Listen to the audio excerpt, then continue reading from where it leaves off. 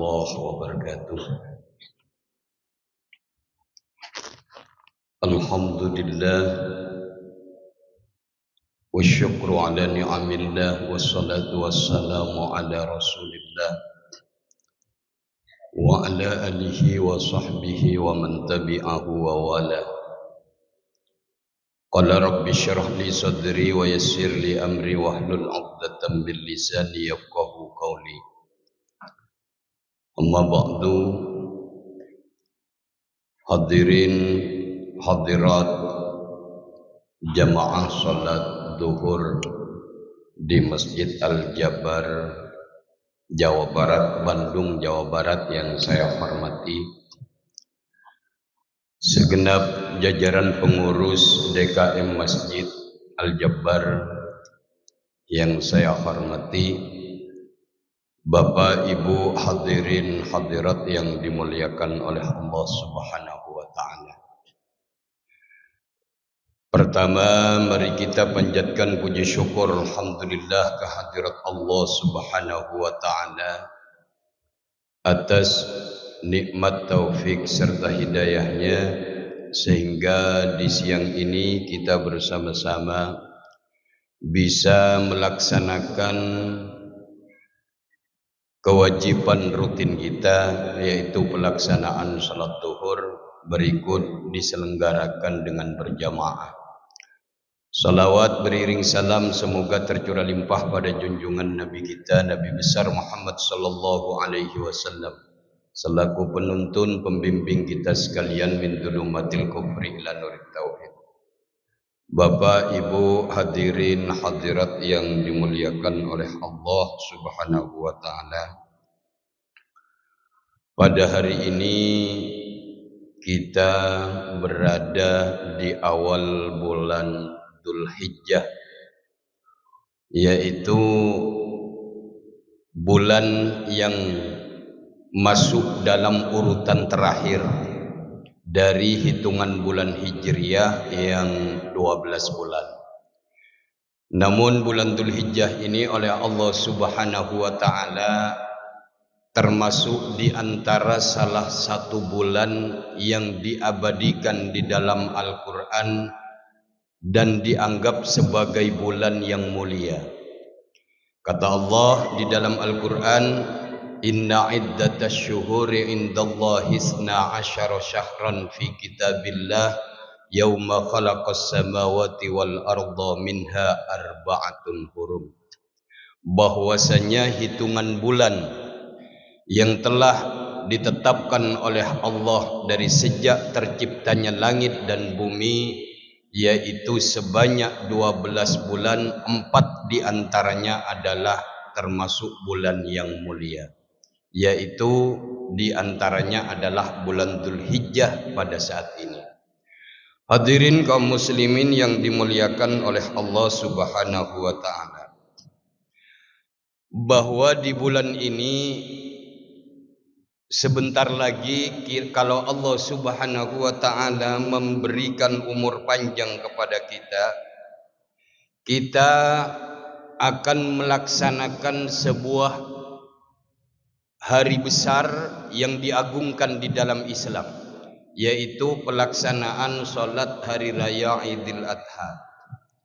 Namun sebelum pelaksanaan salat Idul Adha, karena kita sudah berada di dalam bulan Dzulhijjah, maka banyak amaliyah-amaliyah yang perlu untuk kita lakukan di dalam bulan ini agar supaya kita tambah dekat kepada Allah Subhanahu wa taala. Hadirin kaum muslimin yang dimuliakan oleh Allah, mungkin kita sudah sering mendengar bahwa di dalam peristiwa Idul Adha bukan cuma pelaksanaan ibadah haji yang dilaksanakan oleh orang-orang dari seluruh penjuru dunia untuk datang ke Masjidil Haram, tapi banyak di antara kita yang walaupun kita tidak bisa untuk sampai ke sana, bisa melakukan hal-hal yang insya Allah pahalanya tidak kalah daripada mereka-mereka. Di antaranya adalah pelaksanaan puasa sunnah yang disebut dengan puasa Arafah. Di antaranya juga kita bisa melaksanakan kurban seperti yang telah dituntunkan oleh Rasulullah sallallahu alaihi wasallam, di mana beliau mengikuti tindak lampah daripada Nabiullah Ibrahim alaihissalam. Hadirin kaum muslimin yang dimuliakan oleh Allah, mengapa sih di bulan Dzulhijjah, di saat orang-orang sama melaksanakan ibadah haji di tanah suci Makkatul Mukarramah, kita selain di Makkatul Mukarramah disunnahkan untuk melaksanakan ibadah kurban?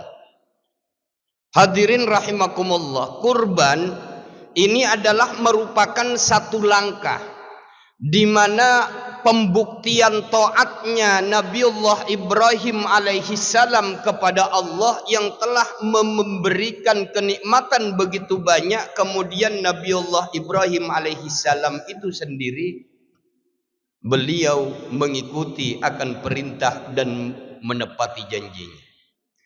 Kalau kita tahu, mungkin di dalam sebuah kitab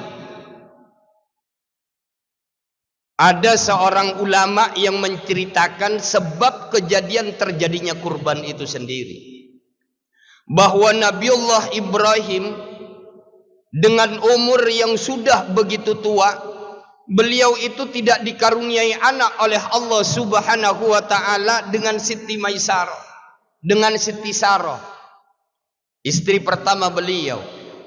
Akhirnya istri Sarah ini sendiri, Siti Sarah ini sendiri, memberikan kelonggaran kepada Nabiullah Ibrahim agar mempersunting kembali satu istri, yang istri ini diambil daripada budak daripada Siti Sarah yang bernama Siti Hajar.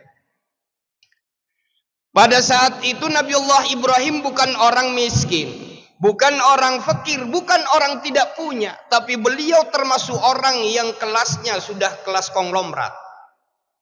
Sehingga beliau dalam satu kisah, satu cerita, beliau mampu untuk mengorbankan 100 ekor unta, 300 ekor sapi, dan 1000 ekor kambing. Masyarakat pada saat itu heran. Begitu dermawannya Nabiullah Ibrahim alaihissalam. Harta yang dimilikinya dikorbankan untuk orang-orang sekitarnya. Bukan cuma masyarakat di sekitarnya, bahkan malaikat sekalipun heran kepada Nabiullah Ibrahim alaihissalam yang siap untuk mengorban segala kepemilikannya karena Allah Subhanahu wa taala.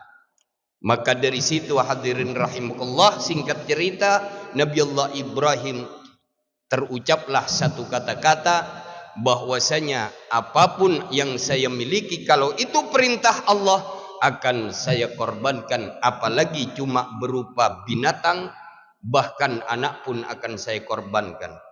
Hadirin kaum muslimin rahimakumullah, berjalanlah waktu. Nabiullah Ibrahim lahir. Setelah Nabiullah Ibrahim dewasa, setelah Nabi Ibrahim masa kanak-kanak, dia sudah mulai pintar, Allah itu menagih janji Ibrahim alaihissalam untuk menyembelih Ismail. Hadirin kaum muslimin rahimakumullah, bahwa Nabiullah Ibrahim itu yang diperintahkan menyembelih Ismail, sebetulnya Allah itu tidak memerintahkan Nabi Ibrahim membunuh putranya, tidak. Jadi kita jangan salah persepsi. Allah menyuruh Nabiullah Ibrahim untuk membunuh putranya, tidak, hadirin rahimakumullah. Tapi Nabiullah Ibrahim yang diperintah oleh Allah Subhanahu wa taala, sama seperti kita juga bisa jadi Ibrahim. Kita juga punya Ismail yang dibunuh, yang disuruh bunuh oleh Allah Subhanahu wa taala adalah kepemilikan daripada Nabiullah Ibrahim, supaya dia ingat bahwasanya semua apa yang dimilikinya itu adalah milik Allah semata. Kita semua Ibrahim, kita punya Ismail, Mungkin Ismail kita harta kita, mungkin Ismail kita jabatan kita, mungkin Ismail kita ego kita. Maka dari itu hadirin rahimakumullah, Allah subhanahu wa ta'ala untuk melepaskan dari dugaan-dugaan bahwa Allah memerintahkan untuk membunuh anaknya, Allah berfirman di dalam Al-Quran, wa fadainahu bidibhin adim. Di saat penyembelihan Ismail digantikanlah dengan seekor kambing. Hadirin kaum muslimin rahimakumullah, dari ini maka kita bisa untuk mengambil satu hikmah dan pelajaran bahwasanya pentingnya kurban di saat masuk Lebaran atau hari raya Idul Adha bagi mereka-mereka yang mampu untuk bisa melaksanakan kurban itu sendiri. Sampai-sampai Rasulullah sallallahu alaihi wasallam di dalam hadis yang diriwayatkan oleh Imam Ibnu Majah, Abu Hurairah menyampaikan, "Man kana lahu sa'atun falam yudhi fala yuqarribanna musallana." Kata Rasulullah, barang siapa yang mempunyai kemampuan, yang mempunyai kelapangan rezeki, yang mempunyai kelonggaran, kemudian dia tidak mau untuk melaksanakan udhiyah atau tidak melaksanakan kurban, maka kata Rasulullah, fala yuqarribanna musallana, janganlah dekat-dekat ke tempat pelaksanaan sholatku. Artinya apa hadirin rahimakumullah?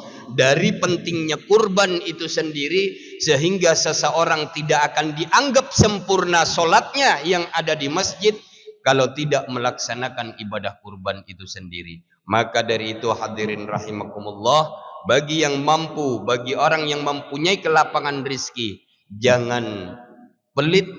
Marilah kita buka kedermawanan kita untuk melaksanakan ibadah kurban yang cuma 1 tahun 1 kali bisa kita lakukan. Kalaupun Allah memberikan umur panjang kepada kita, maka kita masih bisa untuk menyusulnya di tahun yang akan datang. Tapi jika Allah sudah menghendaki untuk tidak bertemu dengan hari-hari di saat yang seperti sekarang ini, maka kita akan merasa kecewa dengan adanya harta yang begitu banyak tapi kita tidak mampu untuk melaksanakan kurban itu sendiri. Hadirin kaum muslimin rahimakumullah, mungkin ini yang bisa saya sampaikan, saya ketengahkan, semoga ada guna dan manfaatnya.